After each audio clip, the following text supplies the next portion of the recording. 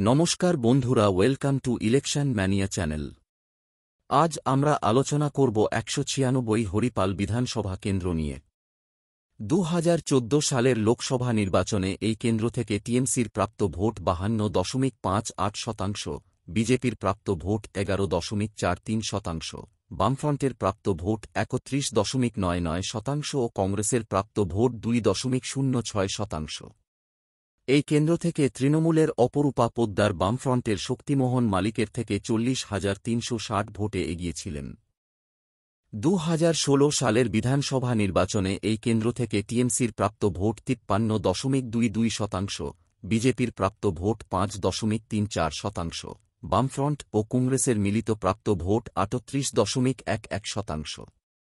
এই কেন্দ্র থেকে তৃণমূলের বেচারাম মান্না বামফ্রন্টের যোগী আনন্দ মিশ্রকে ৩১,৪৭৫ ভোটে পরাজিত করেন।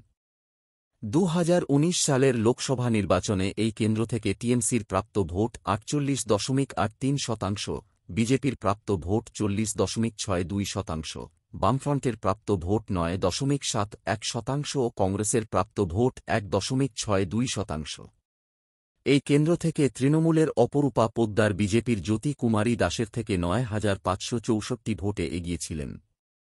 ২০২১ সালের বিধানসভা নির্বাচনে এই কেন্দ্র থেকে টিএমসির প্রাপ্ত ভোট ৪৯.৯২%, বিজেপির প্রাপ্ত ভোট ৩৯.৪৭%, বামফ্রন্ট ও কংগ্রেসের মিলিত প্রাপ্ত ভোট ৭.১৫%।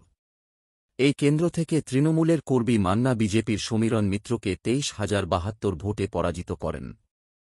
২০২৪ সালের লোকসভা নির্বাচনে এই কেন্দ্র থেকে টিএমসির প্রাপ্ত ভোট ৪৯.৯৮%, বিজেপির প্রাপ্ত ভোট ৪১.৯৬%, বামফ্রন্ট ও কংগ্রেসের মিলিত প্রাপ্ত ভোট ৭.৪৯%।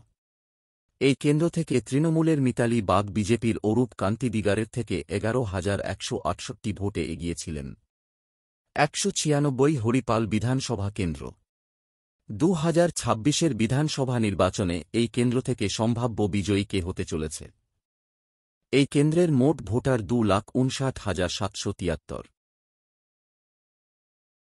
এই কেন্দ্র থেকে টিএমসির সম্ভাব্য প্রাপ্ত ভোট ৪৯.৭% এবং বিজেপির সম্ভাব্য প্রাপ্ত ভোট ৪১.৭১%। ১৯৬ হরিপাল বিধানসভা কেন্দ্র। ২০২৬ বিধানসভা নির্বাচনে এই কেন্দ্র থেকে সম্ভাব্য বিজয়ী হতে চলেছে।